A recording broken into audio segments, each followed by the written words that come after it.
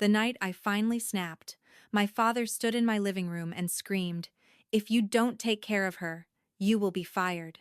And instead of begging like I always had, I looked him dead in the eye and said, "Tomorrow, I'm starting a new job in Los Angeles, and I already sold this house." So, how did it get to the point where my own father was threatening my career over my sister's divorce inside the home I paid for? My name is Roxanne. I'm 30 years old, and I've spent most of my adult life trying to be the reasonable one, the dependable daughter, the stable employee, the sister who always cleaned up everyone else's mess. I work in marketing for my father's furniture company in Louisville, Kentucky. On paper, it looks like a success story.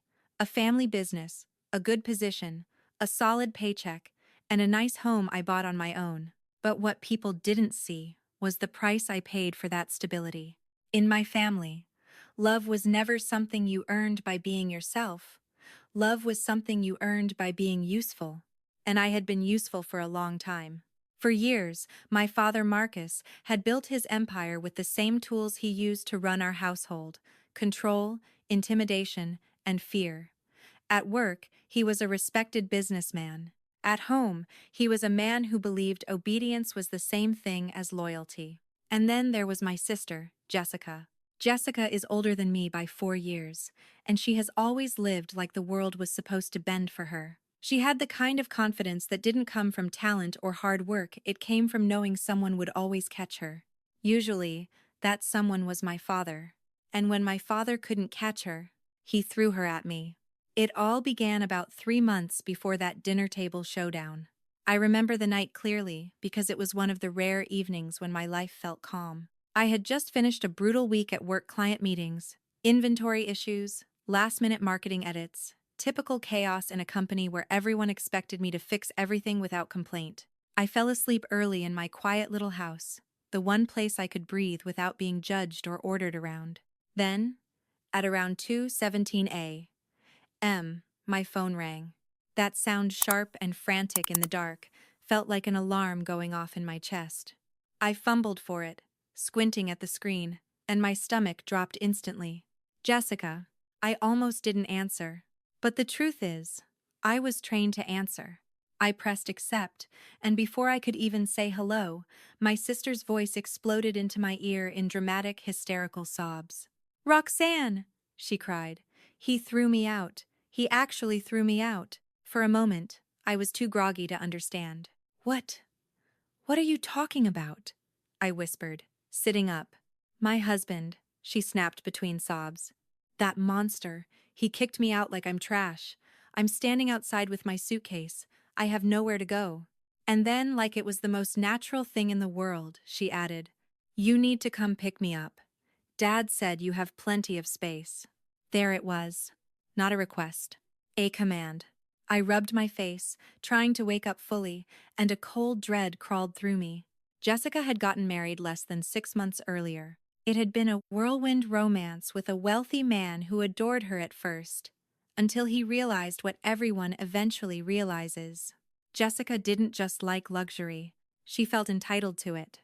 From what I'd heard, she'd been spending money like she was trying to set a world record. Designer bags, spa treatments, first-class upgrades, expensive dinners, because she deserved it. And now, apparently, the fantasy had collapsed. I exhaled slowly. "Jessica, why are you calling me? Why can't you go to Dad's house?" There was a brief pause, just long enough for her to decide how to twist the situation. "Dad's place is being renovated," she said sharply. "You know that. And besides, he said you would help. You're my sister." I closed my eyes. I already knew what was coming next. Because this is how it always worked in our family.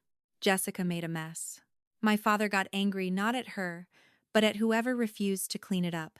And I was always the person expected to clean it up. "Jessica," I said carefully, trying to keep my voice calm. "My house isn't a hotel. I'm sorry this happened, but you can stay at a hotel for a few nights. Or Dad can." "Oh my God," she interrupted, and her sobbing stopped instantly. Just like that. Like someone flipped a switch. "Are you serious right now?" The sudden change in her tone made my skin prickle. "You're really going to abandon me?" she said, voice dripping with disgust. After everything I've been through? Everything you've been through? I repeated, stunned. Yes, she snapped. Do you have any idea how humiliating this is? I was a wife, Roxanne. I had a life. And now I'm on the curb like some homeless person. I swallowed hard. I wanted to say, you did this. I wanted to say, you spent your marriage like a shopping spree. I wanted to say, you're not a victim, you're a tornado. But I didn't. Because in my family, speaking truth was considered cruelty, and setting boundaries was treated like betrayal. So instead, I tried to compromise. How long? I asked, already feeling trapped. A few weeks, she said quickly. Just until I get my settlement. Then I'll get my own place. A few weeks. That was the lie. I didn't know it yet, but that phrase, a few weeks, was going to become the beginning of the worst 3 months of my life. I stared at the dark ceiling of my bedroom, listening to her breathing on the other end of the phone, waiting for my answer like she already knew what it would be. Because she did. Jessica had never learned how to hear the word no, and I had never learned how to say it without shaking. I felt the familiar weight of guilt settle onto my shoulders, heavy and automatic. If I refused her, she would call Dad. Dad would call me. And then, the next day at work, everyone would somehow know I was being difficult. In our family, personal life and professional life weren't separate worlds. My father made sure of that. So, I did what I always did. I surrendered.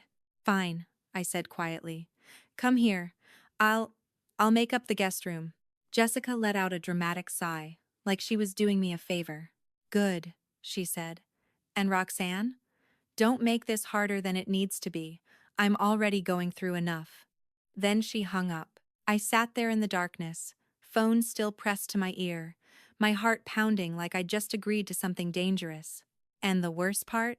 A small voice in my head whispered that maybe I was overreacting. Maybe she really would just stay for a little while. Maybe she'd be grateful. Maybe this would be different.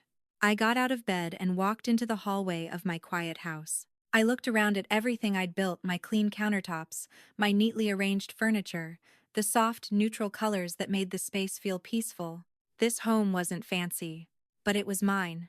It was the first thing in my life that belonged to me completely. And in that moment, standing there barefoot on the hardwood floor, I had no idea I was looking at my sanctuary for the last time. Because once Jessica stepped through my door, she wasn't coming as a guest. She was coming as a conqueror. And my father? My father wasn't going to protect me from her. He was going to demand that I sacrifice myself for her, just like he always had. And by the time I finally understood that, it was already too late. But trust me, when I did understand it, I didn't just walk away. I made sure they felt what it was like to lose everything they thought they owned. And it all started with that one phone call in the middle of the night. Jessica arrived 2 days later, and I swear, the universe gave me one last chance to change my mind. It was a gray Louisville morning, the kind where the sky hangs low and everything feels slightly damp, slightly heavy. I had taken the day off work to help her settle in, because even after everything, a part of me still believed in doing the right thing. I vacuumed the guest room, washed fresh sheets, and even placed a small bouquet of grocery store flowers on the dresser, like I was preparing for a real guest. I told myself that if I made her comfortable, she might calm down. She might feel safe. She might act like a normal human being. That was my first mistake. Around noon, I heard the sound of an engine outside, followed by a loud, metallic clunk. I glanced out the window, expecting to see a taxi or maybe Jessica's husband's car dropping her off. Instead, a massive moving truck was backing into my driveway. Not a van. Not a small rental. A full-size truck, the kind people use when they're relocating across state lines. My stomach dropped so fast it felt like it hit my spine. I stepped outside in socks, my heart already pounding, and watched as two movers hopped out, cracked their knuckles, and started pulling down the ramp. For a few seconds, I just stood there, frozen, as box after box began rolling down like an endless parade of entitlement. Shoeboxes stacked in towers, garment bags stuffed with designer coats, plastic bins labeled in thick black marker, Makeup, shoes, jewelry, skincare, Winter, summer, vacation, vacation. She had literally packed her vacation wardrobe while crying on the curb. I opened my mouth, but no sound came out. One of the movers glanced at me and smiled politely. You, Roxanne? We're here for Jessica. Where do you want everything? Everything. I felt my throat tighten. I thought she was coming with a couple suitcases, I whispered. The mover shrugged like this was normal. Ma'am, she told us she was moving in for a while. Moving in? That phrase hit me like a slap. Before I could even process it, the front door of my house was propped open, and my carefully curated living room, the one space that always felt calm, began transforming into a warehouse. Boxes lined the hallway. Shoe towers rose like skyscrapers in my entryway. My couch disappeared under garment bags. The dining table I ate at alone most nights became a sorting station for handbags. And then, finally, a taxi pulled up. Jessica stepped out slowly, like she was arriving at a luxury resort instead of the home her younger sister had worked years to afford. She wore oversized sunglasses, even though the sun wasn't out. Her hair was perfectly styled. Her nails were long and glossy. She had a designer tote slung over her shoulder like a trophy. If I didn't know she had just been divorced and thrown out, I would have thought she was coming home from a shopping spree. She didn't run to me. She didn't hug me. She didn't even say thank you. She walked past me like I was the doorman and stopped in the middle of my living room, slowly turning in a circle as she scanned the space. Then, she made a face. Is this it? She asked. Her tone wasn't confused. It was offended. I forced a tight smile. It's a 3-bedroom house, Jess. She clicked her tongue and took off her sunglasses, revealing eyes that looked dry, not swollen. It feels small. How do you breathe in here? It's like everything is closing in. I felt heat crawl up my neck. This house wasn't tiny. It was modest. It was warm. It was mine. It was the first thing I'd ever owned without my father's name hovering over it. And she was treating it like a cardboard box. I tried to keep my voice even. Come on. I'll show you the guest room. I set it up for you. I led her down the hall, stepping over moving boxes like an obstacle course.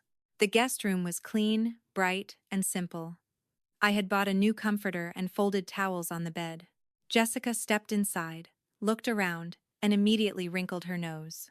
This is where you expect me to sleep? She asked. Yes, I said carefully. It's the guest room.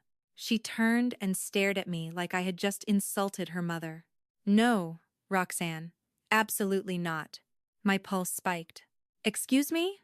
She walked over to the bed and pressed her palm into the mattress like she was testing something cheap. This room is too small for my energy right now. I can't heal in here. I blinked. Heal? Yes, she said dramatically, tossing her hair over her shoulder. I'm traumatized. I need space. I need light. I need the ensuite bathroom. I need the master suite. For a moment, I thought she was joking. Then I realized she wasn't. You want my bedroom, I said slowly. She crossed her arms. Obviously, it's the only room in this house that makes sense. I felt something sharp twist in my chest, not just anger, but disbelief. I had spent years swallowing my father's demands, smoothing over Jessica's tantrums, being the good daughter, the good sister, the good employee. But this was my home, and she was trying to take it on day one. No, I said. The word came out firmer than I expected. Jessica's eyes widened slightly, like she wasn't used to hearing that sound. No? She repeated, as if it were a foreign language. No, I said again. This is my house. You're staying in the guest room. If you don't like it, you can stay somewhere else. The silence that followed was thick and dangerous. Jessica's face shifted slowly, like a mask cracking. Then she scoffed. You're unbelievable, she muttered. Dad was right. You've always been selfish. I almost laughed. Almost. Selfish. Me, the one who worked 60-hour weeks, paid my own mortgage, bought my own groceries, and was now housing her for free. But I didn't laugh, because her words still had power over me. They always had. Jessica brushed past me, slamming the guest room door so hard the frame rattled. I stood in the hallway for a second, staring at the door, trying to calm my breathing. I told myself it was just stress. Divorce stress. She would settle. She would calm down. She would apologize. That was my second mistake. Because Jessica didn't come to my house to recover. She came to rule. Within hours, the entitlement started leaking into every corner of my life. She refused to unpack in the guest room because it was depressing. Instead, she left her boxes scattered around the house like landmines. She walked into my kitchen and opened my pantry like she was inspecting a disappointing hotel minibar. "Do you not have almond flour?" she asked, frowning. "What do you even eat?" I stared at her. "Food, Jessica. Normal food." She sighed dramatically. "God, no wonder you look tired all the time." That night, after I ordered takeout because I was too drained to cook, she sat at my table, picked at the food, and complained that the restaurant didn't season things properly. Then she asked me if I had any wine. Not please. Not, would you mind. Just, do you have wine? I need something to take the edge off. I poured her a glass from a bottle I didn't care about, and she took one sip and made a face. "This is cheap," she said. I gripped my fork so hard my knuckles turned white.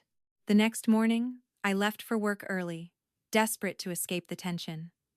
My job was stressful, but at least it was predictable. At least my coworkers didn't treat me like a servant. When I came home that evening, the house looked like a storm had passed through. Shoes kicked off in the hallway, dirty dishes in the sink. My throw pillows tossed onto the floor. Jessica was sprawled on my velvet sofa in leggings and a silk robe, watching reality TV at full volume like she owned the place. She didn't even look up when I walked in. "Oh, you're home," she said casually. "What's for dinner?" I stood there, still holding my work bag, feeling something cold settle in my stomach. Because it wasn't just that she was messy. It wasn't just that she was rude. It was the way she spoke to me, like I was the help, like I was an employee in my own home. I swallowed the anger rising in my throat and forced myself to speak calmly. "Jessica," I said, "you said you were going to start looking for an apartment." She waved her hand lazily without taking her eyes off the TV. "I will. I'm networking." Networking. She had been in my house for less than 24 hours, and already she was rewriting reality. I walked into my bedroom, closed the door, and leaned against it, my chest tight. I listened to the sound of her laughter from the living room, the way she turned up the volume like she wanted the walls to shake.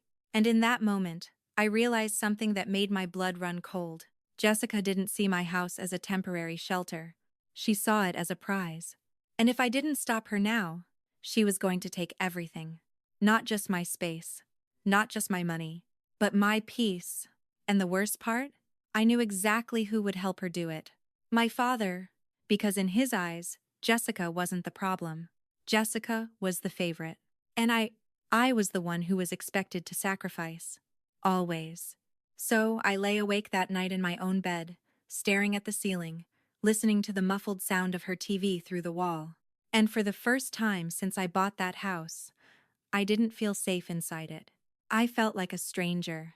A stranger in the home I had worked my entire life to earn. By the end of the first week, I stopped calling my house home.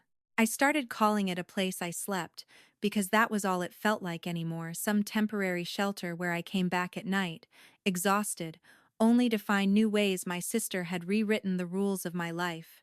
Jessica didn't settle in the way normal guests do. She expanded, she spread, she occupied every quiet corner I used to rely on. The guest room stayed half unpacked, not because she was overwhelmed, but because she enjoyed leaving her things everywhere. Her designer shoes lined the hallway like a minefield. Her coats hung over my dining chairs. Her perfume bottles migrated onto my kitchen counter. And somehow, even when she wasn't speaking, she still managed to make the air feel heavier. I tried, for a few days, to keep my head down. I told myself, she's going through a divorce. I told myself, she'll calm down. I told myself, it's only temporary. But every time I tried to hold on to that belief, Jessica did something that made it impossible. It was a Tuesday evening when everything shifted from annoying to unforgivable. I remember the day clearly because work had been brutal. We were in the middle of a campaign launch, and my father had been in one of his moods, snapping at people, demanding updates every hour, acting like the entire company would collapse if anyone took a breath without permission. By the time I drove home, my shoulders were stiff with stress. All I wanted was to step into my quiet living room, kick off my heels, and sit in the calm space I'd spent years building. I pulled into the driveway and noticed something strange immediately. My front windows were open. I never left them open when I wasn't home. A flicker of unease crawled up my spine, but I told myself Jessica was probably airing the house out or doing something equally unnecessary. Then I stepped onto the porch, and I smelled it. That sharp, chemical stench that hits the back of your throat.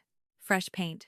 My stomach dropped. I unlocked the door, and before I even stepped inside, the smell slammed into me so hard it triggered an instant headache. I blinked, confused, my eyes watering slightly, and then I looked up.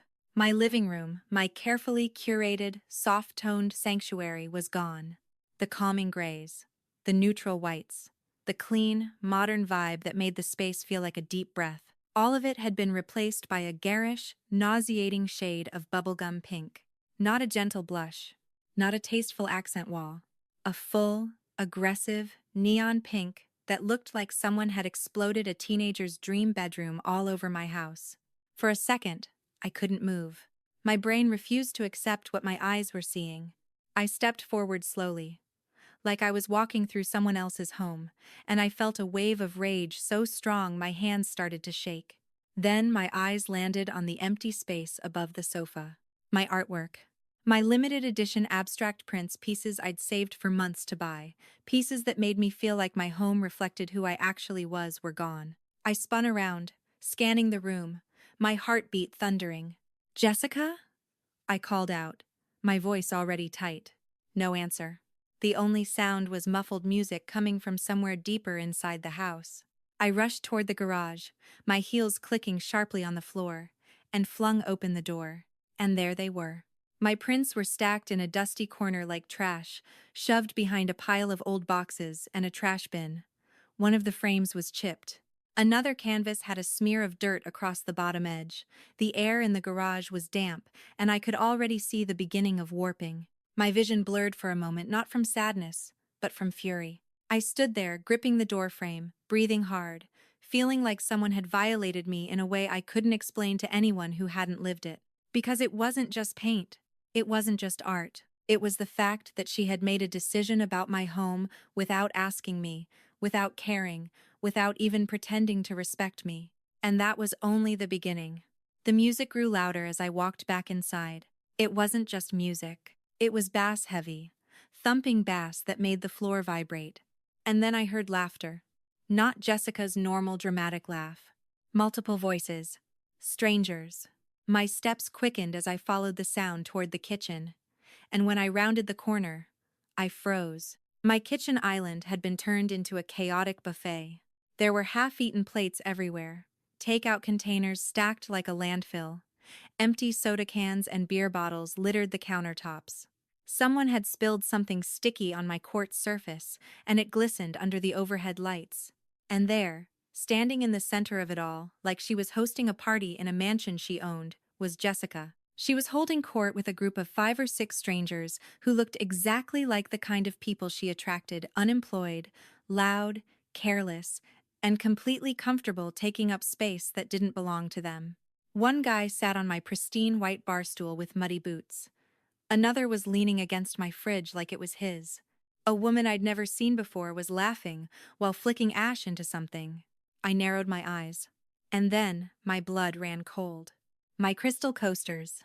The ones I bought for myself as a small, "you made it" gift after my first promotion. They were being used as ashtrays. Ash was spilling onto my counter. And in Jessica's hand, she was holding a bottle of wine. Not just any bottle. My vintage Cabernet. The one I had been saving for a major milestone, something big, something meaningful. The bottle I'd hidden in the back of the cabinet because it wasn't just expensive. It was symbolic. It represented my discipline, my patience, my ability to build something for myself without anyone's help.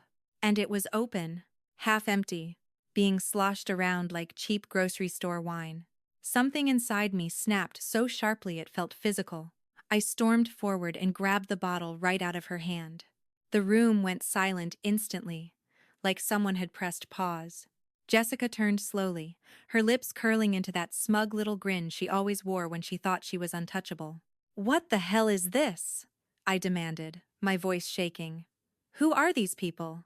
And who gave you permission to take my wine and turn my house into a bar?" For a moment, I expected embarrassment, at least a flicker of guilt. But Jessica didn't flinch. She leaned back against the counter, casually swirling her glass like she was in a high-end lounge instead of my kitchen. "Come on, little sister," she said, voice dripping with condescension. "Don't be so stingy." Stinny. I stared at her, my chest rising and falling. "These bottles were just gathering dust," she continued, waving her hand dismissively. "It's a crime to let them sit there. I'm just helping you enjoy them." One of her friends snickered, and I felt my jaw clench so hard it ached. I looked around at the mess. At the strangers eating my food, sitting on my furniture, using my belongings like props. And then I realized something else. The invasion wasn't just in the living room and kitchen. It was everywhere. I ran upstairs, my footsteps sharp and fast, and pushed open the door to my bathroom. And I almost gagged. My sink was smeared with makeup. My drawers were half open. My expensive French skincare products, ones I used sparingly because they cost more than most people's groceries, were scattered across the counter with the lids off, drying out. A limited edition lipstick lay smashed in the sink drain, like someone had crushed it for fun. My towels were damp and tossed on the floor. And on the mirror, there was a fingerprint smear, like someone had leaned in and laughed while they ruined my space. I stood there, trembling, feeling violated in a way that made my skin crawl. Jessica hadn't just borrowed things. She had invaded my privacy. She had dismantled my boundaries piece by piece. And she did it with the casual confidence of someone who believed she had every right. I marched back downstairs, my vision narrowed, my heart hammering. The strangers were still there, still eating, still laughing. Jessica was still smirking. I didn't even hesitate. "Everyone out," I said, my voice low and dangerous. "Now." The room went still again. One of the guys blinked. What?" I said out. I repeated, louder. "This is a private residence, not a nightclub. You are not welcome here." Jessica let out a dramatic sigh and rolled her eyes. She turned to her friends with mock sympathy. "See what I have to deal with? She's such a bitter, boring old aunt." Her friends laughed like she'd told the funniest joke in the world. Jessica tilted her head at me, smiling sweetly. "She's just jealous because she has to work all day, while we actually know how to live. Fun police, bitter, jealous." I stood there in my own kitchen, feeling like I was the intruder. The strangers finally shuffled out, dragging their feet, leaving behind sticky floors, ash, and the smell of cheap cologne. When the door closed, I turned back to Jessica. "What is wrong with you?" I hissed, my hands clenched into fists. "You painted my living room. You threw my art in the garage. You destroyed my bathroom. You stole my wine. You brought strangers into my house without asking." Jessica stood up slowly, and in 1 second, her playful expression vanished. She stepped closer, invading my space, her eyes hard and flat. "Let's get one thing straight, Roxanne," she said quietly. "Dad sent me here." My blood went cold. "He wants me comfortable," she continued, voice sharp, "because I'm going through a hard time. So if I want pink walls to lift my mood, I get pink walls. If I want to drink wine to relax, I drink wine. If I want company, I invite company."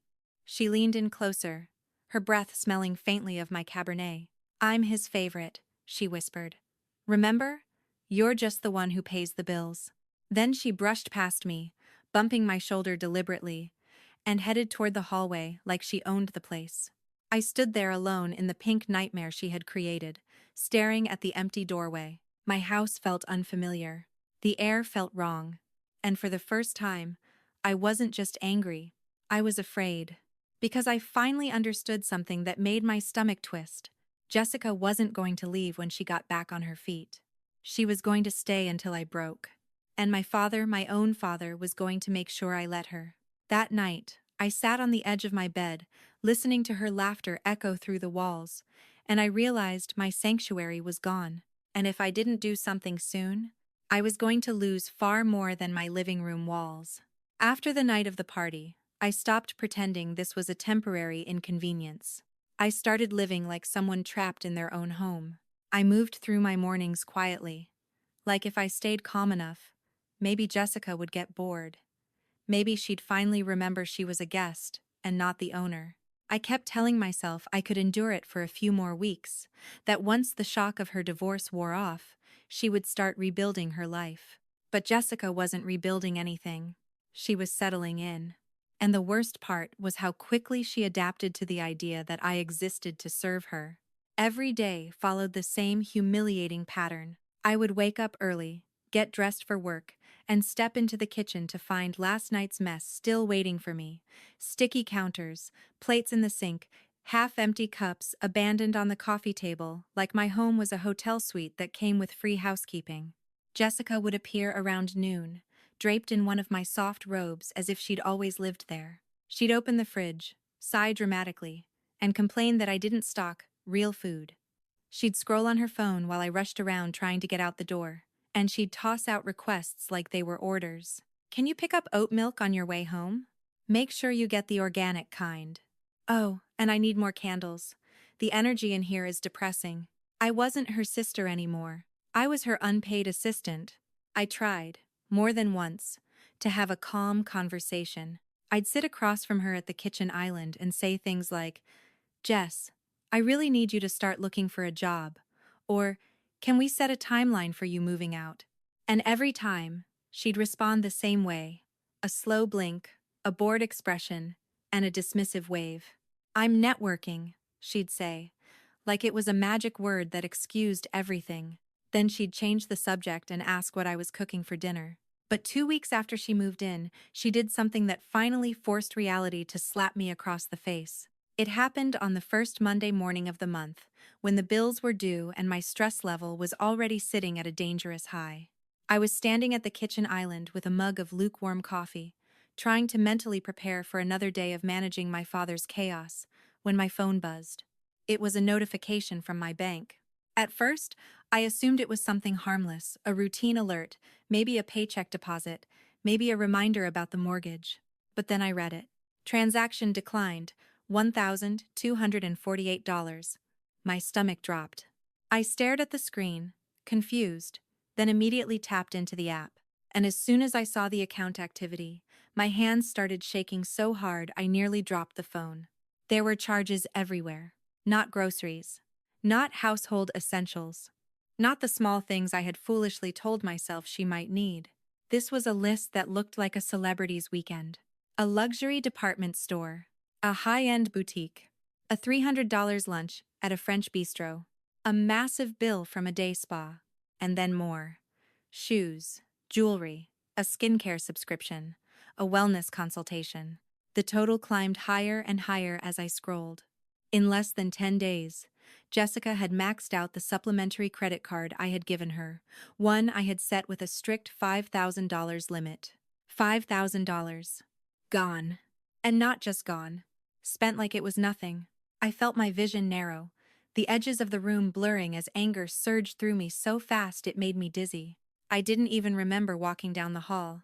I just remember pushing open the guest room door and seeing Jessica sprawled across the bed, asleep like a spoiled child, still wearing a silk eye mask. It was almost noon. Again, I stormed to the bedside and ripped the curtains open, flooding the room with light. Jessica groaned dramatically and pulled the blanket over her head. "What the hell, Roxanne?" she mumbled. I threw my phone onto the bed beside her. "Explain this," I said, my voice shaking. "Right now." She blinked slowly, picked up the phone, and glanced at the screen. For a split second, I thought I saw something, maybe surprise, maybe calculation. Then she smiled. A lazy, amused smile. "Oh," she said. "That." My nails dug into my palms. "Yes, that. You maxed out my card." Jessica yawned and stretched, like we were having a casual conversation about the weather. "I needed things," she said simply. "Things?" I repeated, incredulous. "Jessica, I gave you that card for groceries." She rolled her eyes. I bought groceries. You spent $1,200 at a luxury spa. That was for my mental health, she snapped, her voice suddenly sharp. You don't get to judge me when you've never had to go through what I'm going through. I stared at her, speechless. You're going through a divorce, I said slowly. Not a war zone. Jessica sat up, her expression turning cold. Wow, you really are heartless. Heartless. The word hit me like it always did, like she knew exactly where to stab. I took a shaky breath. You have to pay this back. She laughed. Actually laughed. Relax, she said, waving her hand. Dad will handle it. He always does. Something inside me cracked. No, I said, my voice low. No, I'm not doing this anymore. You have until tonight to pack your things and leave. Jessica froze. And for the first time since she arrived, she looked genuinely startled. What? She said. You heard me, I replied, my voice trembling but firm. You can go to a hotel. You can go to Dad. You can go anywhere. But you're not staying here. The air in the room shifted instantly. Jessica's face tightened, and her eyes narrowed like she was watching an enemy. Then, slowly, she reached for her phone. Not to apologize. Not to negotiate. To weaponize. She tapped the screen, and I realized with a sinking feeling that she was calling our father. I stood there, frozen, as she pressed the phone to her ear and instantly transformed. Her voice turned soft, fragile, shaky. The performance was flawless. Dad? She sobbed. I don't know what to do. Roxanne is screaming at me. She's threatening to throw me out. Over food. Food. I felt my jaw drop. She continued, her voice trembling. I told her I'm trying, Dad. I told her I'm depressed, but she keeps yelling at me about money. She's making me feel like a burden. I don't have anywhere to go. She sniffled, then looked directly at me with a smirk so subtle it was almost invisible. I felt sick, because I knew exactly what she was doing. She wasn't calling Dad for help. She was calling him to punish me. Jessica sniffled one last time, whispered, I love you, into the phone, and hung up. Then she leaned back against the pillows, her expression completely calm again. You're in trouble now, she murmured. And then she rolled over like nothing happened. Like she hadn't just set a bomb in my life. I stood there in the guest room, shaking, feeling the familiar helplessness creep in. Because this wasn't just about the credit card. This was about power. Jessica had made it clear. She could do whatever she wanted, and if I resisted, my father would step in not to protect me, but to crush me. I walked out of the room, my heart pounding, and forced myself to go to work. I told myself maybe Dad would call and actually listen to me. Maybe, for once, he would look at the facts. Maybe he would see that Jessica had stolen from me. I clung to that hope like a lifeline as I drove to the office, my hands tight on the steering wheel. But deep down, I already knew the truth. My father didn't care about facts. He cared about control. And Jessica? Jessica wasn't just living in my house. She was using my father like a weapon. And soon, I was going to learn just how far he was willing to go to keep her comfortable, even if it meant destroying me. I walked into the office that morning with my stomach twisted into a knot so tight it felt like it was cutting off my air. The entire drive, I kept replaying Jessica's fake sobs in my head, the way she had looked at me with that smug little smirk after she hung up the phone. It wasn't even the lie itself that haunted me. It was how effortless it had been. How practiced. Like she'd done it 100 times before. Because she had. And I kept telling myself something stupid. Something hopeful. Maybe Dad will call. Maybe he'll ask what happened. Maybe he'll listen to me for once. I didn't realize how naive that thought was until I stepped out of the elevator and into the marketing floor of Marcus Hale Furniture. The office was already buzzing, phones ringing, keyboards clicking, the smell of fresh coffee drifting from the break room. It was the kind of normal, predictable routine that usually helped calm me down. But that day, it only made me feel worse. Because I knew my father could destroy all of it in one outburst. I sat at my desk and tried to focus on the work in front of me: campaign drafts, client emails, vendor schedules. I answered messages with forced professionalism, smiled when coworkers greeted me, and pretended I wasn't seconds away from unraveling. Then, Less than an hour after I arrived, the calm hum of the office shattered. It started with shouting, not the muffled kind you hear through walls. The kind that makes people freeze mid-sentence. I looked up from my monitor, just as the glass doors to the main lobby swung open so hard they nearly slammed against the wall. And there he was. My father, Marcus, storming in like a man possessed. He didn't stop at the reception desk. He didn't sign in. He didn't care that the receptionist was standing up, wide-eyed, trying to intercept him. He shoved past her like she was invisible. Then he shouted my name. Roxanne. The sound echoed across the floor. Every head turned. My face went hot instantly. My pulse spiked so hard I could hear it in my ears. I stood up so fast my chair rolled backward with a screech. Dad, I started, already moving toward him, desperate to stop him before he made it worse. But it was too late. He was already marching straight toward my cubicle, his jaw clenched, his face red, his eyes blazing with that familiar, terrifying rage I'd known since childhood. Coworkers stared over their monitors. A few people slowly stood up like they weren't sure if they should help or hide. My father didn't lower his voice. He didn't care that this was my workplace, not his living room. To him, it was all his territory. He reached me and grabbed my arm. Not gently, not like a concerned father. Like a man grabbing something he owned. Come with me, he snapped. Dad, please, I whispered, trying to keep my voice low. We can talk in private. He ignored me and practically dragged me across the office floor. I heard the whispers starting already, like a wave of judgment spreading through the room. Is that her dad? Is something wrong? Oh my God. My humiliation burned so sharply it made my eyes sting, but I forced myself not to cry. Crying only made him feel powerful. He yanked open the door to the conference room and shoved me inside.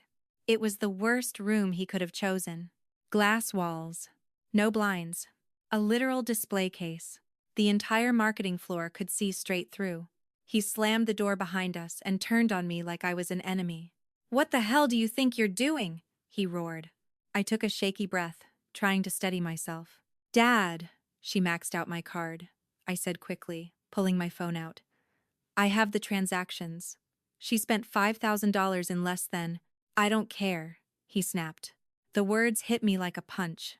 He didn't even look at the screen. He didn't ask for proof. He didn't ask if I was okay. He didn't ask what she had done. He didn't care. His eyes were locked on me with pure contempt, like I was the problem for daring to resist. Jessica called me crying, he continued, his voice dripping with disgust.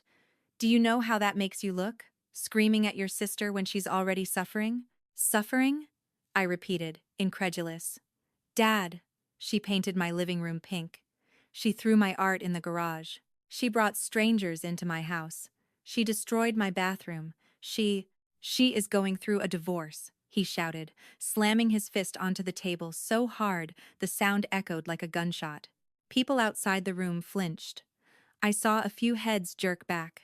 My hands shook. I lowered my voice, forcing calm. And I'm going through financial abuse. In my own home. My father stepped closer, leaning in until his face was inches from mine. His cologne was sharp, expensive, suffocating. Don't use that term, he hissed. You always try to sound smarter than you are. I stared at him, stunned. I had spent years making him look good.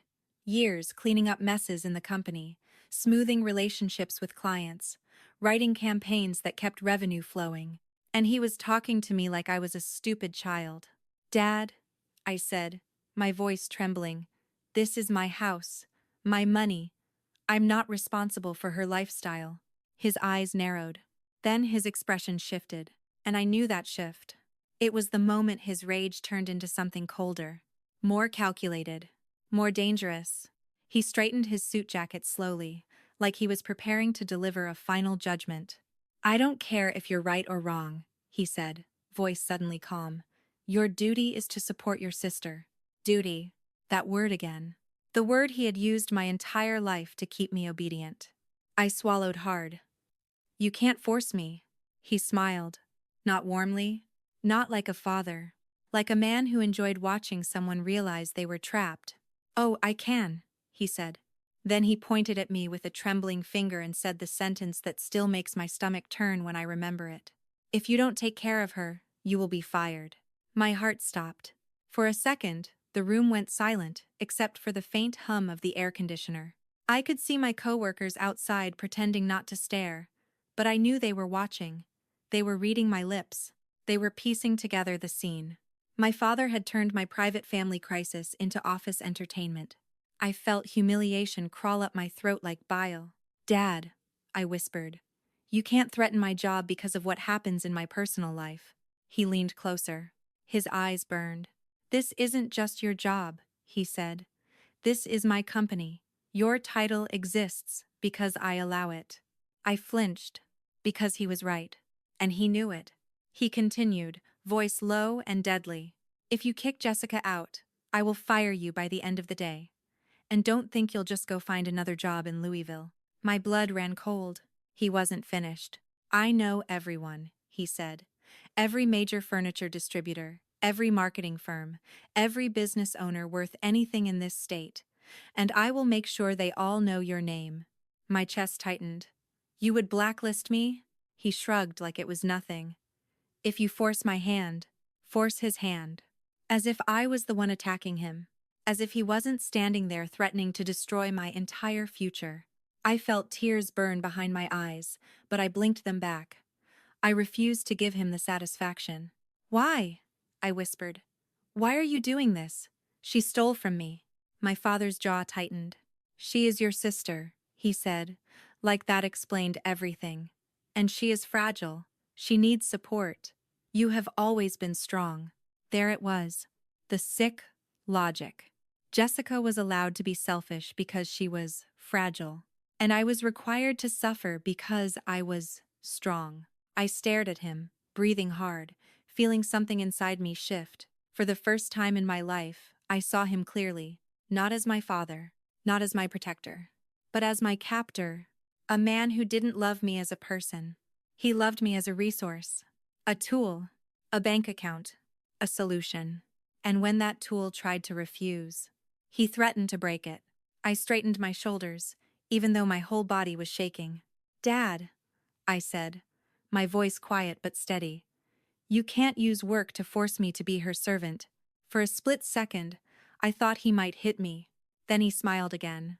That cold, chilling smile. He stepped back, turned toward the door, and paused with his hand on the handle. "This is your last warning," he said without looking at me. "Do your duty, or lose everything." Then he walked out, and the moment the conference room door opened, I heard the office noise rush back in phones, voices, movement, like nothing had happened. Like my father hadn't just threatened to ruin my life. I stood there alone behind glass walls, feeling every stare outside like needles. My hands were shaking so badly I could barely hold my phone. And as I stared at the transaction list, still glowing on my screen, I realized something that made my blood turn to ice. Jessica didn't just move into my house.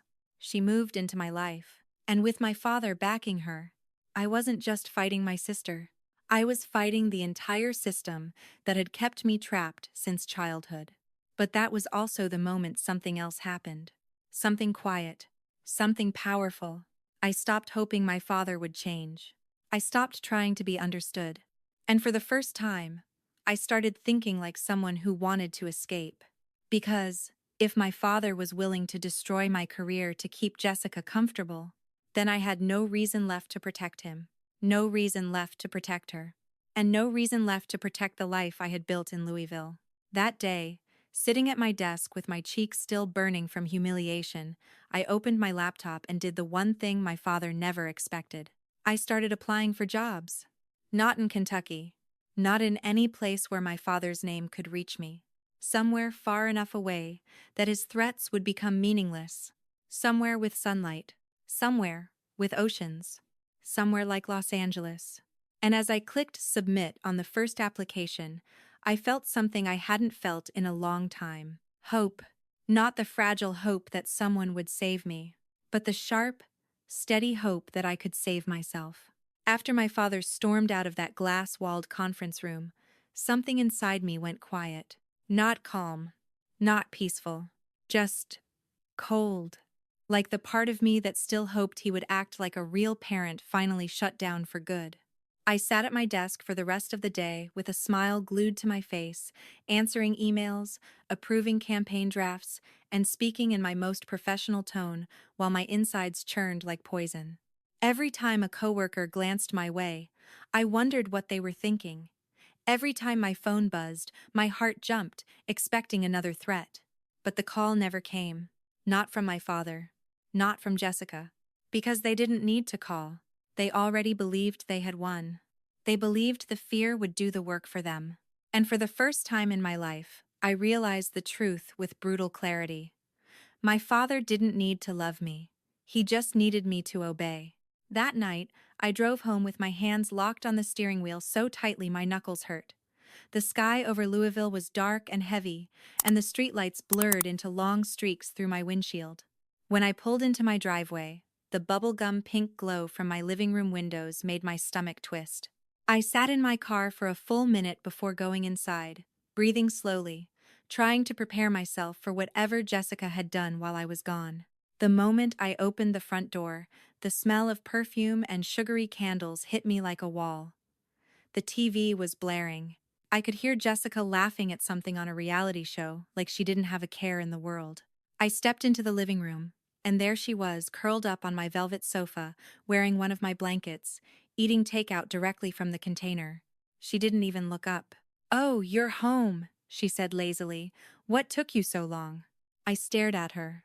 There was a time when I would have exploded, when I would have demanded she clean up, apologize, stop treating me like a servant. But after what my father did at the office, I didn't have the energy to fight anymore. Because fighting meant I still believed I could win with words. And I finally understood I couldn't. Jessica glanced at me and smirked. "Dad called me," she said casually, like she was telling me the weather. "He said you've been acting unstable. He told me not to worry. He said you'll come around." Unstable. The word made my blood run cold. She took a bite of her food and chewed slowly, watching my face like she wanted to see me break. And in that moment, something in me shifted again. If they were going to paint me as unstable, selfish, cruel, then I had nothing left to lose by becoming the villain in their story. I walked into my bedroom, closed the door, and sat on the edge of my bed. Then I opened my laptop, and I did something I had never dared to do before. I started building an exit. Over the next few weeks, I lived two lives. During the day, I was the perfect employee, the calm, competent marketing manager who kept my father's business running smoothly.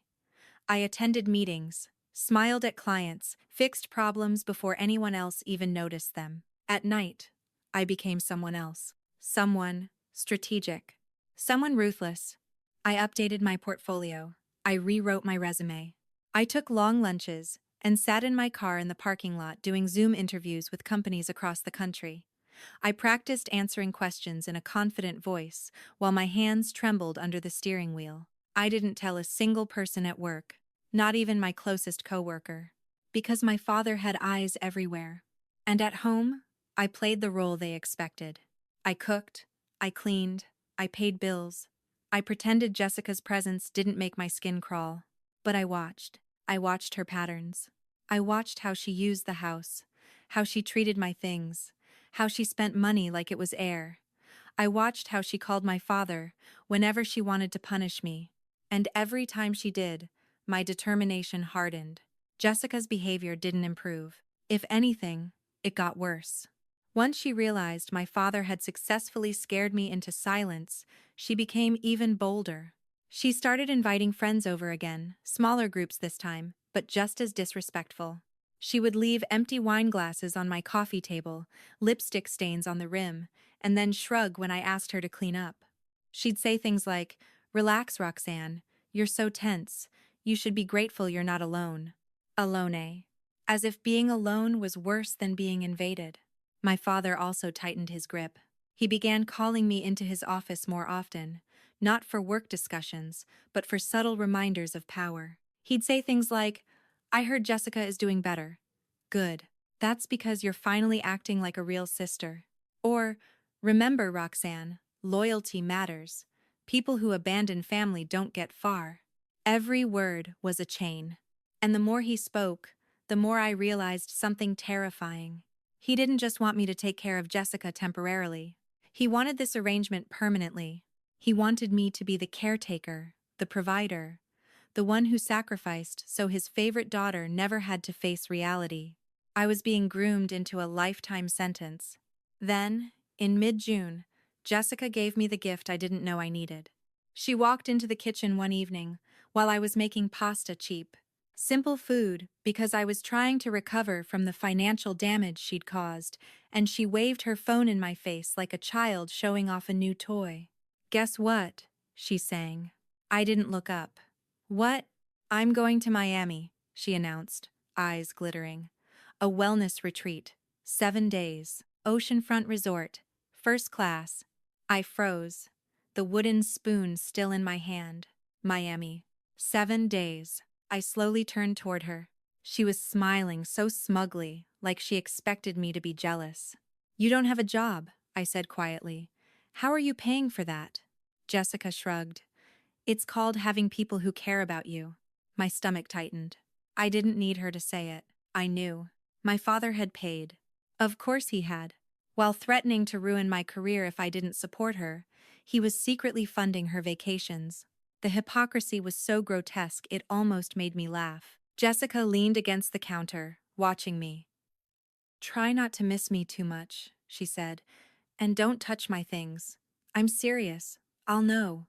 I nodded slowly. Not because I agreed. Because I was already calculating. She didn't see what I saw. She thought she was leaving for a vacation.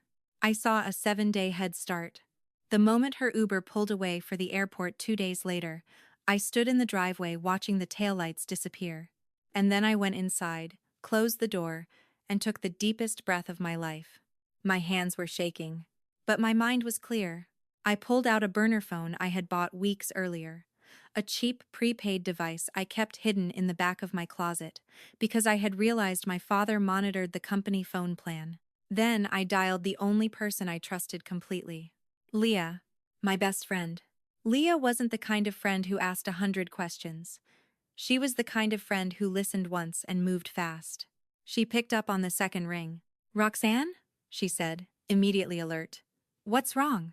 I swallowed hard. "I need to sell my house." There was a pause. Then Leah's voice dropped. "Are you safe?" "I will be," I said. "But I need it done fast. Quietly.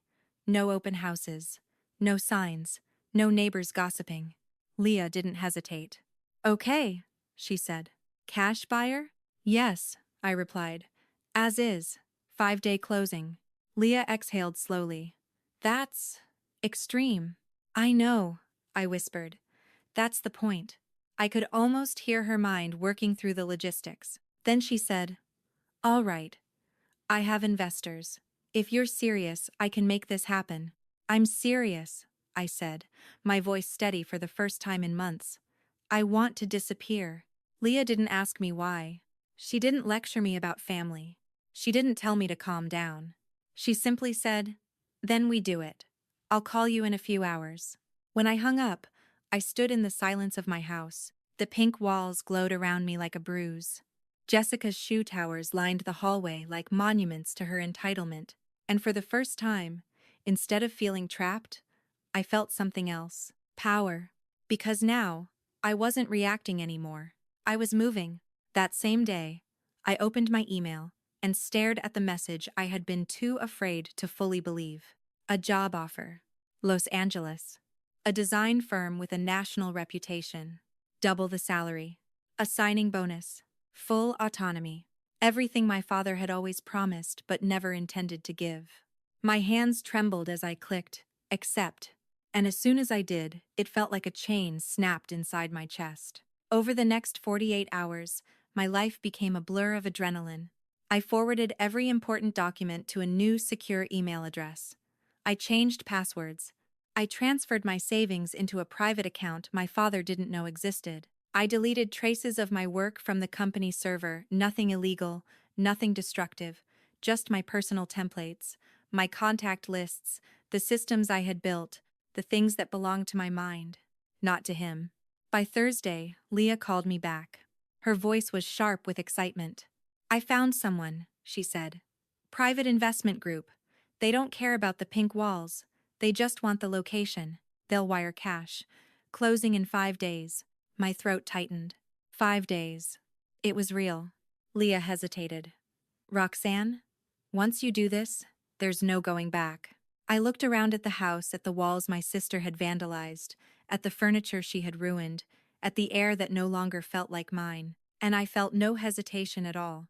Good, I said softly. I don't want to go back. Leah went quiet for a moment. Then she said, almost proudly, okay. Then we move like ghosts.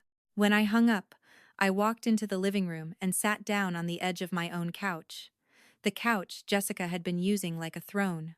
I stared at the pink walls, and I smiled. Not because I was happy, because I finally understood the truth. My father had threatened to fire me to keep Jessica comfortable. He thought my job was my leash. He thought my house was my cage. But what he didn't realize was this. The moment he threatened me, he taught me exactly how to escape. And now, with Jessica out of town and my future waiting on the West Coast, all I had to do was finish the plan, quietly, ruthlessly, and without leaving them even a single door to claw their way back in. The week Jessica was gone felt like the first time I had oxygen in months. The house was still stained with her presence, pink walls, scattered perfume bottles, towers of designer shoes lining the hallway like barricades, but the silence was different without her voice filling every room. Without her reality shows blaring. Without her constant sighs and insults. For the first time since she moved in, I could hear my own thoughts again. And my thoughts weren't soft. They weren't hesitant. They were sharp. They were focused. Because once Leah found that private investment group, everything moved so fast, it felt unreal, like I was watching my own life from outside my body. On Wednesday, Leah texted me a single sentence. They're ready to wire. Closing Friday. My hands trembled so hard I nearly dropped my phone. Closing Friday. That meant I had less than 72 hours to erase myself from the life my father and sister believed they owned. I didn't sleep much that week. Every night I lay in bed, staring at the ceiling, listening to the quiet hum of my refrigerator, and feeling adrenaline pulse through my veins like electricity. During the day, I still went to work. I still sat in meetings. I still smiled at my coworkers. I still answered my father's emails with polite professionalism, as if he hadn't threatened to destroy me. But inside, I was counting down the hours. Because every minute Jessica spent sipping cocktails in Miami was a minute I was turning my prison into my escape route. By Thursday afternoon, the paperwork was in motion. Leah sent me digital documents to sign. I read every line twice. Not because I didn't trust her, but because I needed to see it with my own eyes. The sale was real, legal, final. No loopholes. No way for my father to swoop in and stop it. I signed with a hand that shook, then immediately transferred the closing funds into the private account I'd opened weeks earlier, the one my father didn't know existed.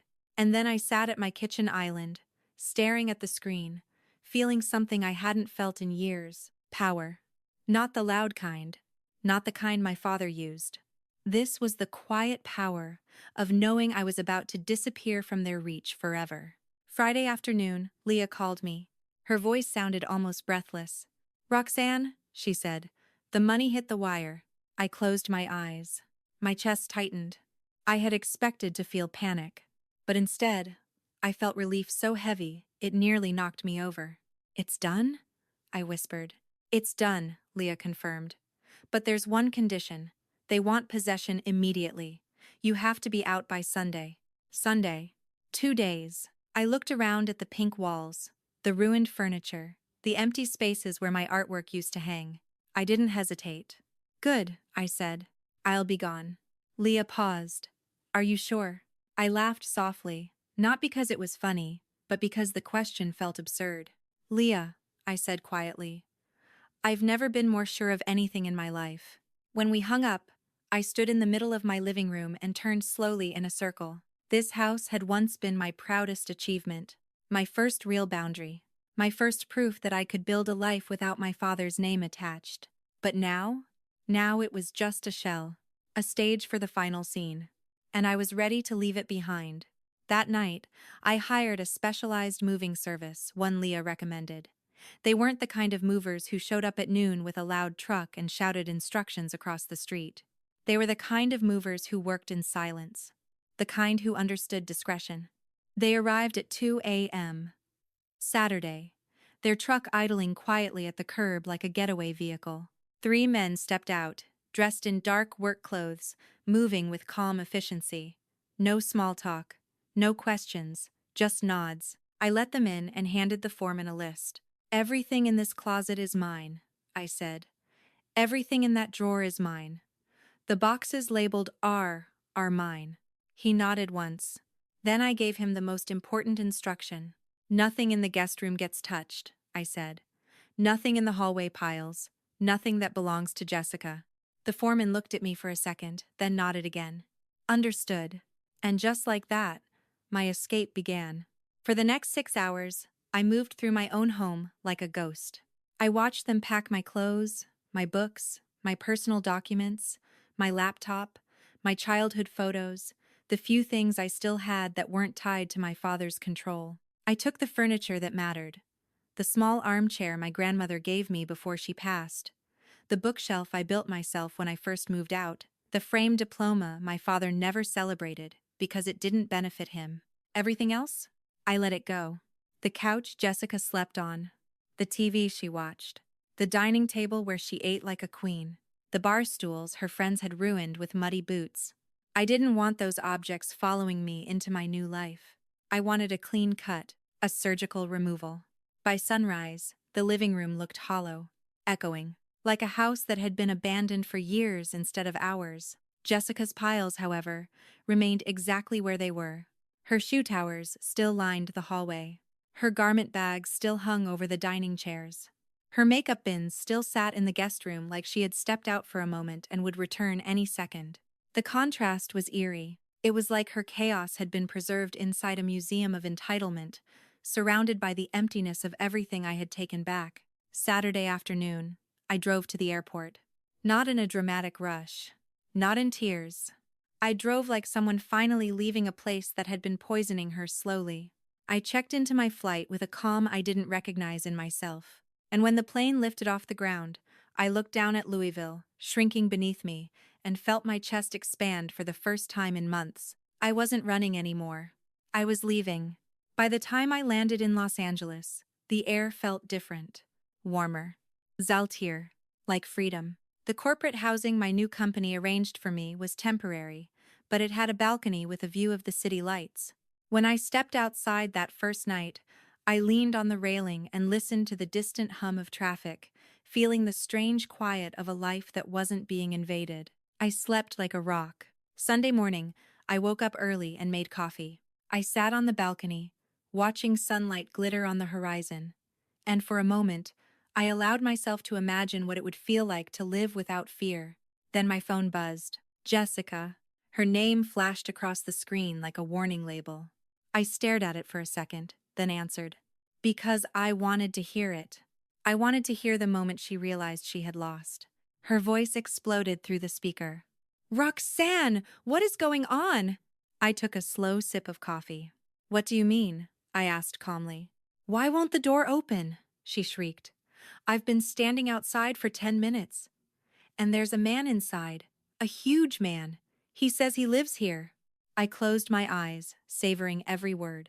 "Jessica," I said softly, "that's because he does." There was a pause. Then her breathing turned frantic. "What are you talking about?" she demanded. "This is your house. You can't just—" "It's not my house anymore," I said. "I sold it." Silence. The kind of silence that feels like a glass shattering. Then she screamed. "You what?" I smiled. "I sold it," I repeated, my voice steady. "And I'm not in Louisville anymore." "Where are you?" she shrieked. I looked out at the palm trees in the distance. "In Los Angeles," I said. She started sobbing. Real this time, not because she was hurt, but because she was terrified. "You can't do this," she cried. "All my things are in there. Dad is going to kill you." I leaned back in my chair, letting the sunlight warm my skin. "Good luck," I said. Then I added the final detail. the one that made her completely unravel. The new owner put your stuff in trash bags on the curb. You should probably go get it before the garbage truck comes. Jessica made a choking sound, like she couldn't breathe. And then she screamed my name again, louder than before, as if volume could bend reality. I didn't let her finish. I hung up. Then I blocked her number. I sat there for a moment, phone in my hand, listening to the quiet. No yelling, no threats, no guilt. Just the sound of waves in the distance and the steady rhythm of my own heartbeat. Back in Louisville, I later learned, Jessica stood frozen on the lawn, staring at the house like it had betrayed her. She tried the keypad again and again like a child pressing buttons on a broken toy. Then, she did exactly what I knew she would. She called Dad, and my father arrived 20 minutes later, screeching his luxury sedan to a stop in front of the house like he was about to declare war. He stormed up the driveway with the confidence of a man who believed the world still belonged to him. He marched straight to the front door, ignoring the new owner, ignoring the Rottweiler, ignoring the fact that Jessica's designer wardrobe was literally sitting in garbage bags on the curb. He demanded answers. He demanded the deed. He demanded the sale be reversed. And for the first time in his life, my father heard a word he wasn't used to hearing. No. The new owner didn't raise his voice. He didn't argue. He simply walked inside, came back out with the closing documents, and handed them to my father like he was giving him a receipt. Marcus snatched the papers, scanning them desperately for a loophole. And as he read, the color drained from his face. Signed. Notarized. Funded. Irreversible. My father's hands started shaking, not with rage, with helplessness. He looked at the date and realized the truth. While he was busy threatening my career and demanding I serve his favorite daughter, I had been quietly cutting the strings. I had sold the only thing he couldn't control. And now he was standing on a lawn, staring at a door he couldn't open, watching his golden child dig through trash bags like a raccoon. And for the first time, the great Marcus Hale, the man who terrified everyone in Kentucky, was powerless. Miles away, I took another sip of coffee and let the sunlight hit my face. I didn't feel guilty. I didn't feel cruel. I felt free. Because they had spent my entire life treating me like a safety net. And now, the net was gone, and they were about to learn what it felt like to fall. 3 months passed after the day I walked away, but the wreckage I left behind in Louisville didn't stay quiet for long. News has a way of traveling, especially when the people involved are loud, proud, and convinced they're untouchable. And in my family, no one was louder than Marcus Hale and his golden daughter. I didn't go looking for updates. I didn't stalk social media or call old coworkers for gossip. I didn't even talk about them much at my new job, because I didn't want to drag that poison into my new life. But Leah had always been the kind of friend who believed in closure. And she took a grim, almost poetic satisfaction in giving me that closure in carefully measured doses. The first update came about 2 weeks after I moved to Los Angeles. I was sitting in a glass-walled conference room, ironic, considering how my father had humiliated me behind glass back in Louisville, listening to my new team brainstorm strategy for a national client. Everyone around me was sharp, focused, respectful.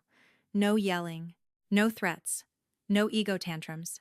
For the first time in my career, I felt like I was in an environment where competence actually mattered more than bloodlines. My phone buzzed once on the table. I glanced down and saw Leah's name. I waited until the meeting ended, then stepped outside onto the balcony of the building, where the California sun warmed my face, and the air smelled faintly like ocean salt. I answered. "Okay," I said, smiling slightly. "Tell me." Leah laughed softly. "Girl, your father is spiraling." I leaned against the railing, feeling my stomach tighten, not from fear, but from anticipation. Leah didn't waste time. She told me that in the weeks after I disappeared, my father tried to pretend everything was fine.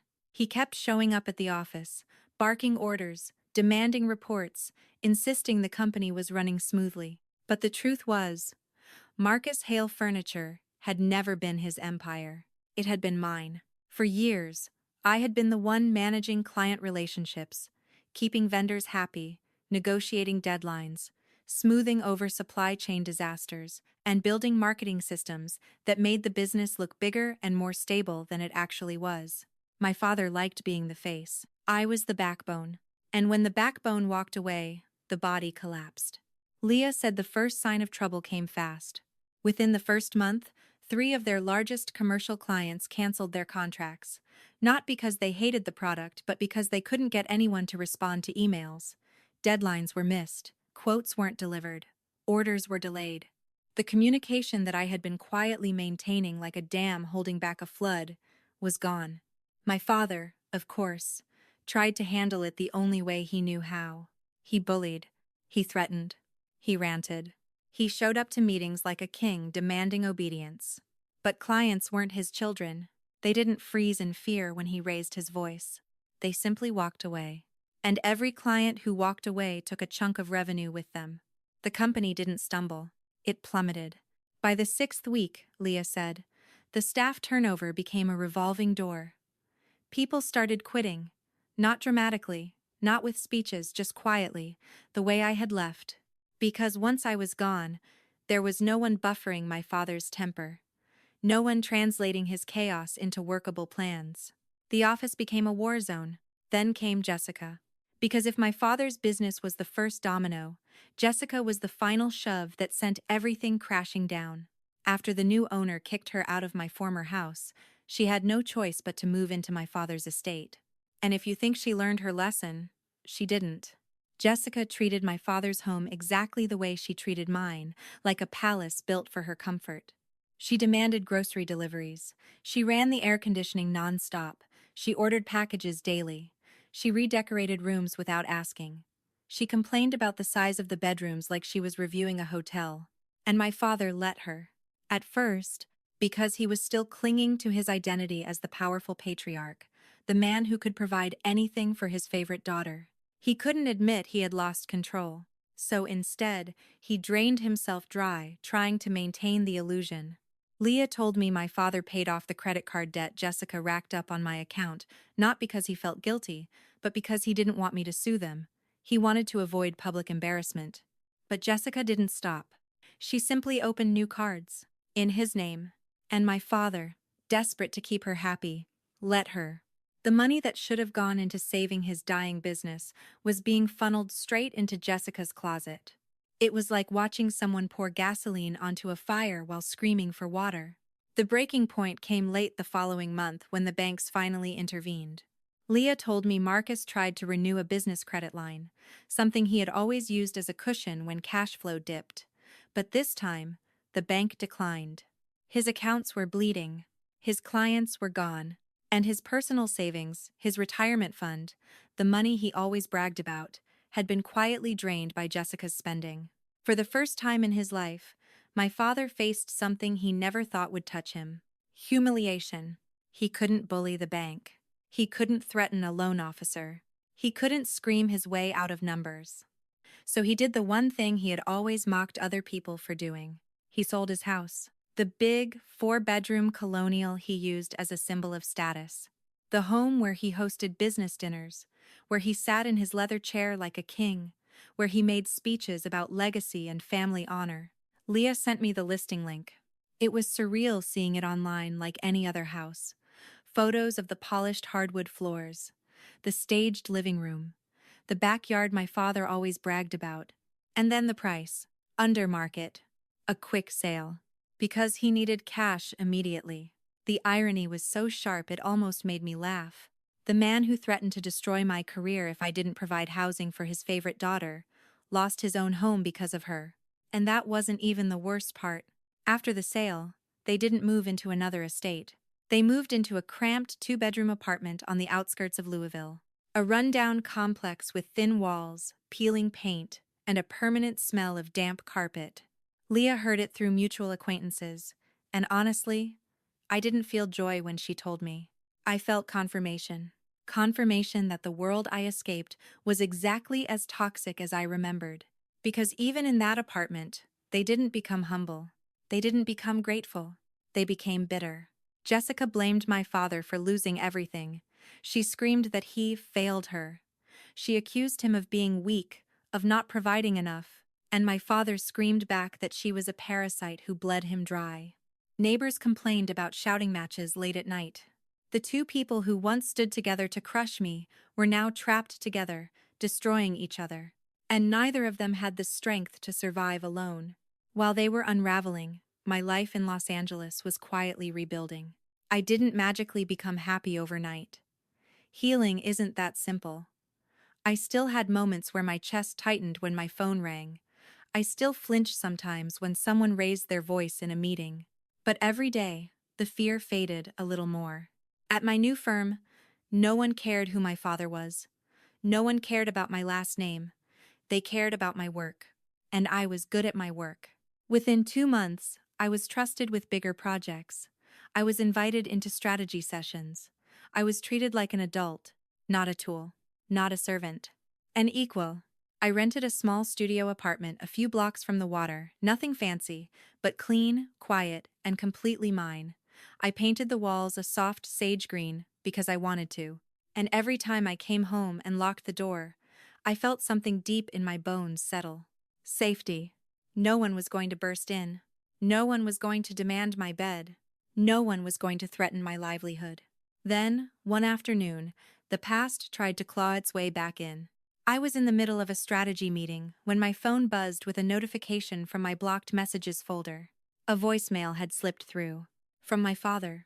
I stared at the screen for a long moment. My heartbeat steady. Not frantic. Curiosity won. I stepped out onto the balcony of my office, palm trees swaying in the distance, and pressed play.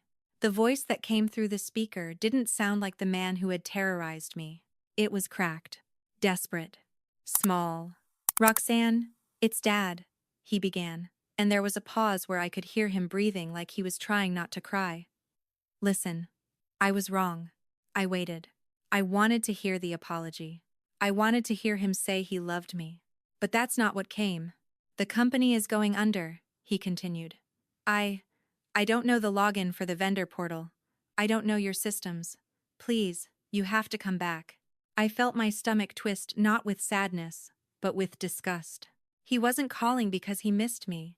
He was calling because he missed what I did for him. He kept going, voice trembling. "I'll make you a partner. I'll even kick Jessica out if that's what you want. Just come back and fix this." That was the moment I knew, with absolute certainty, I had done the right thing. Because his love still had conditions, his remorse still had a price tag. He was willing to throw Jessica away the second she became inconvenient, just like he had tried to throw me away when I refused to serve her. I listened to the message until the end, then deleted it. No response. No gloating. No dramatic revenge speech. Just delete. Then I walked back into my meeting, and I kept building my life. A week later, Leah flew out to LA for business, and we met on a rooftop bar overlooking the city lights. We clinked glasses not to revenge, but to survival. Leah studied me and smiled. "You look lighter," she said, "like someone took a weight off your shoulders."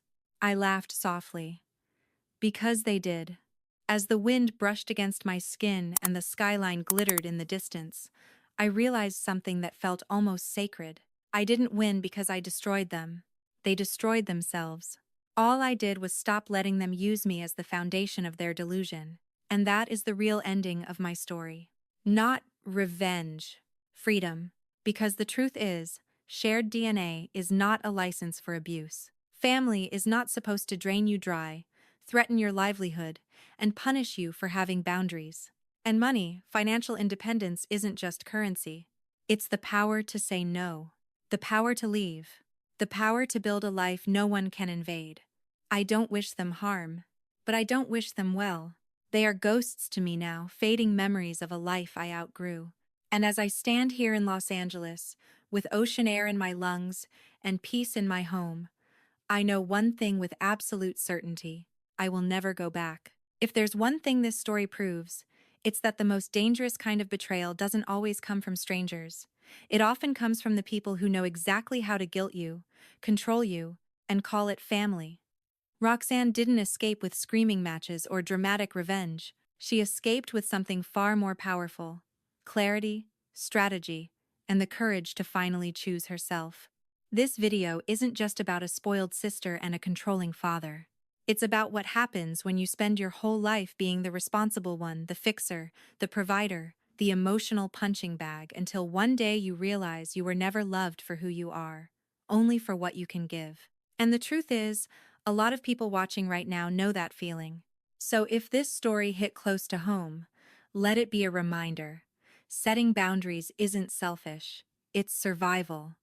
And financial independence isn't just money, it's freedom.